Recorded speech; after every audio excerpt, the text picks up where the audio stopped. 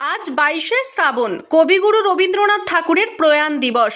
22শে শ্রাবণ উপলক্ষে একটি সাংস্কৃতিক অনুষ্ঠানের আয়োজন করল 22শে শ্রাবণ নামের একটি হোয়াটসঅ্যাপ গ্রুপ পূর্ব বর্ধমান জেলার কাটোয়া 2 নম্বর ব্লকের মঝিয়ারি হাটতলায় মাতৃভাষা কোচিং সেন্টারে।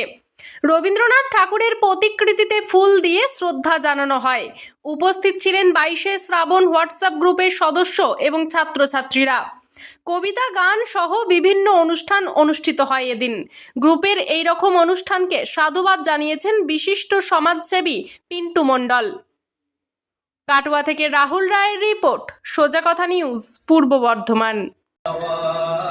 বাদল দিনে পাগল আমার মন জেগে ওঠে, চেনা সোনার কোন বাইরে যেখানে পথ নাই নাই রে, চেনা সোনার কোন বাইরে যেখানে পথ নাই নাই রে, সেখানে অকারণে যাই ছুটে পাগলা হাওয়ার বাদল দিনে পাগল আমার মন জেগে।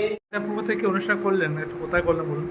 আজ 22শে শ্রাবণ মেঝিয়ারি হাটতলায় আমার মাতৃভাষা কোচিং সেন্টার, সেখানে আমরা 22শে শ্রাবণ নামে একটি হোয়াটসঅ্যাপ গ্রুপ আছে এবং সেখানে সংস্কৃতি নিয়ে সংস্কৃতি চর্চা করা হয় এবং আগামী প্রজন্মকে সংস্কৃতি চর্চায় দীক্ষা দেওয়ার জন্য আমাদের এই গ্রুপের প্রত্যেকটি সদস্যর যে প্রয়াস, 30 জন সদস্যের যে আমাদের আন্তরিক প্রয়াস, সেই প্রয়াসটাকে আমরা বছরের একদিন বসে হয়তো প্রকাশ করি, কিন্তু সারা বছরই আমরা এইভাবেই সংস্কৃতি চর্চা করে থাকি।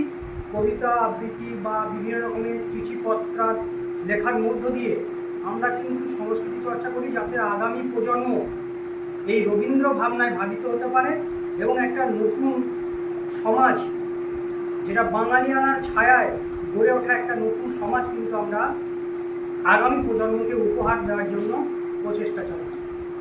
আপনার নাম? আমার নাম বংশীধর ঘোষ, আমার বাড়ি পড়শি।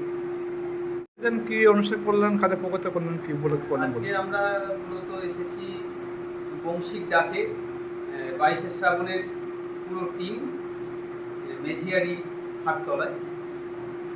এটি একটি শিক্ষা প্রতিষ্ঠান, মাতৃভাষা কোচিং সেন্টার। এইখানে অনুষ্ঠানটি হলো।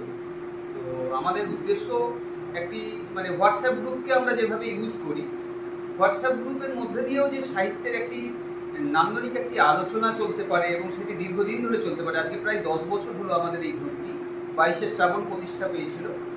আজকে 10 বছরে আমরা 9 বছর অতিক্রম করেছি এবং এই গ্রুপে আমরা 30-এর অধিক সদস্য আছি, যারা বিভিন্ন সময় বিভিন্ন নিজের স্বরচিত কাব্য, সাহিত্য এইসব কিছু পাঠ করা হয় এবং আলোচনা করা হয়।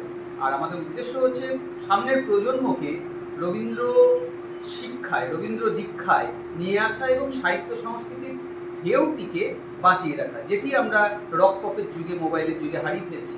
এই জায়গা থেকে সমাজকে একটি সুস্থ হাওয়া দেওয়া, সমাজকে একটি সুস্থ স্রোত দেওয়ার জন্য 22শে শ্রাবণ টিম। এই 22শে শ্রাবণই কেবল বসি, কিন্তু সারা বছর ধরে আমরা রবীন্দ্র চর্চা এবং সংস্কৃতি চর্চা করে থাকি। আপনার নাম বলুন? আমার নাম সুমন দাস, বাড়ি ইছাবট্টগ্রাম।